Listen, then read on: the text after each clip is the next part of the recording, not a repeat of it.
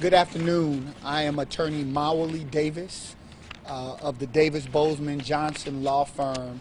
Mawuli is spelled M-A-W-U-L-I, Davis, D-A-V-I-S. We are here with the family of Julian Lewis. Julian Lewis was murdered, was killed by a state trooper on August the 7th in Screven County. And the reason that we're here in Savannah is that today we have filed notice of claim of our intent to sue the state of Georgia for the death of Julian Lewis. And that lawsuit, if this case is not resolved prior to the time expiration for this notice of claim, we'll be here filing our federal lawsuit on behalf of Julian Lewis.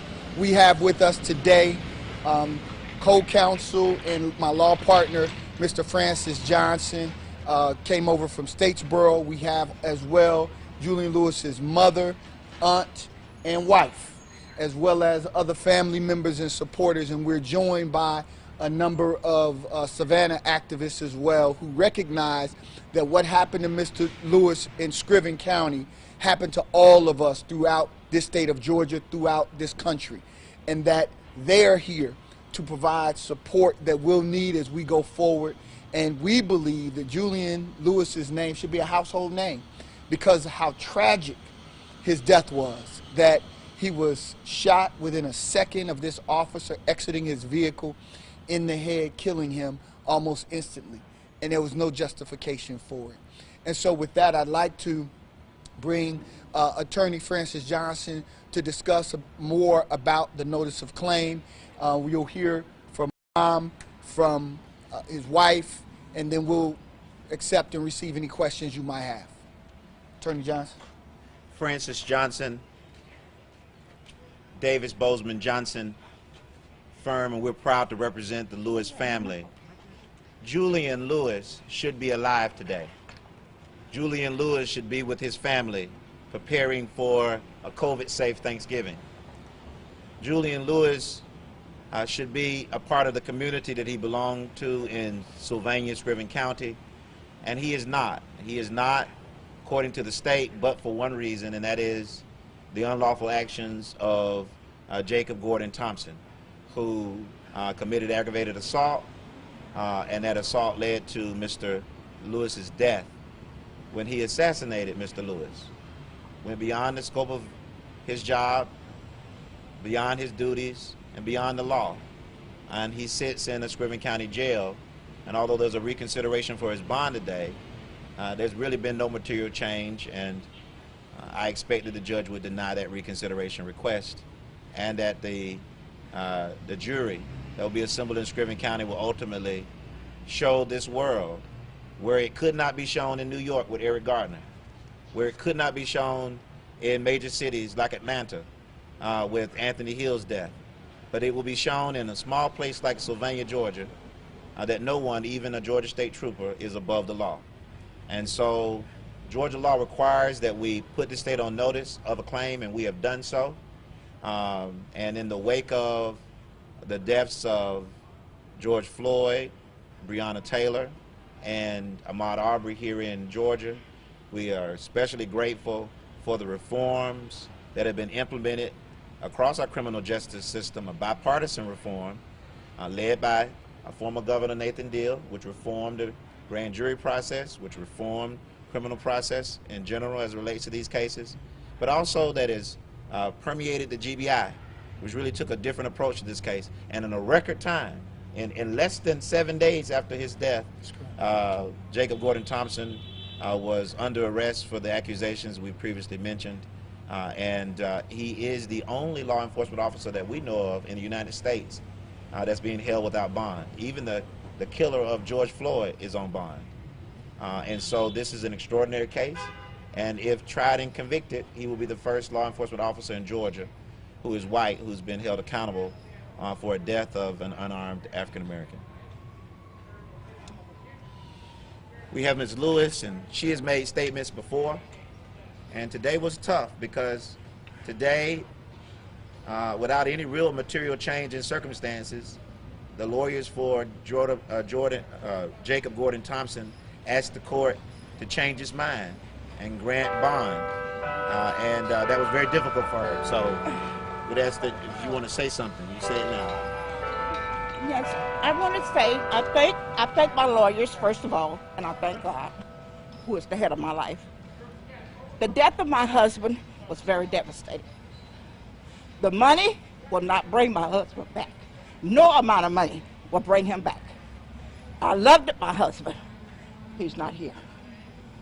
But justice will be served. Justice will be served for Julian Lewis. Thank you.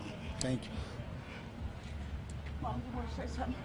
Yeah, the only thing I want to say is Hold that on. There you go. You don't give them your name.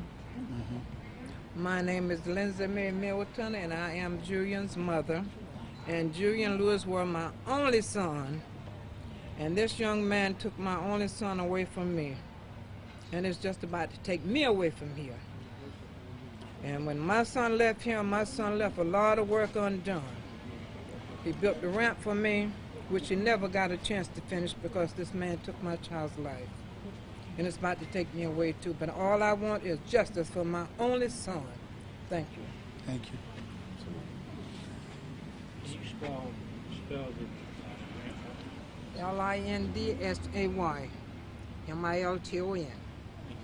Lindsay Milton. Lindsay Milton. Huh? Questions? the time frame that they have to respond? What amount of time is that again? 30 days. Okay. 30 days. So in 30 days, we'll know whether or not, again, how deep this criminal justice reform has actually been reformed. You know, something as blatant as this, we would expect the state to step up and to address this without us having to file a lawsuit. That's what our hope is. But we don't, and we have not built our work on hope. We built it on hard work. And so we're prepared. The force of our entire firm is prepared to do whatever is necessary to ensure justice for this family. And we're clear that, and people should understand that when we talk about how officers who are involved in shootings and killings of unarmed individuals, there are really three ways that they're dealt with. The first is termination. So we have that. The second is indictment and criminal prosecution. That is in place. And then the third and final one is the civil rights lawsuit, because this, we believe, was a violation of Julian Lewis's civil rights. And so we're in this third leg.